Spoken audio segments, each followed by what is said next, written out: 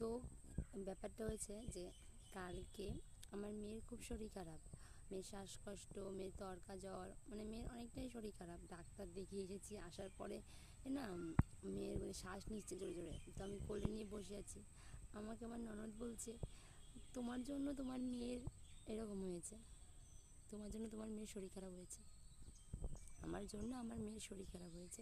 আমি কি মা? আমি তো মা, তো আমি কি ডাইনি? আমি তো মা, আমি তো চাই আমার মেয়ের শরীর ভালো থাকুক, সুস্থ থাকুক। আমার তো একটাই মেয়ে, আমার তো আর আগে পেছনে কেউ নেই আমার মেয়ে ছাড়া আর আমার মা ছাড়া। তো আমাকে বলছে তোমার জন্য তোমার মেয়ের শরীর খারাপ হয়েছে। আমি ভগবানকে ডাকি, ভগবান এরকম কথা যেন কোনো মায়ের শুনতে না হয়, এরকম কথা যেন কোনো মায়ের শুনতে না হয়। তো ভালো কথা, সেই নিয়ে আমার ননদ, নন্দাই, আমার শ্বশুর, আমার হাজবেন্ড সবাই মিলে আমার সাথে অশান্তি করেছে। আমি শুধুমাত্র আমার ননদকে উত্তরটা দিয়েছি আমি কি মা না আমি ডাইনি, যে আমি চাই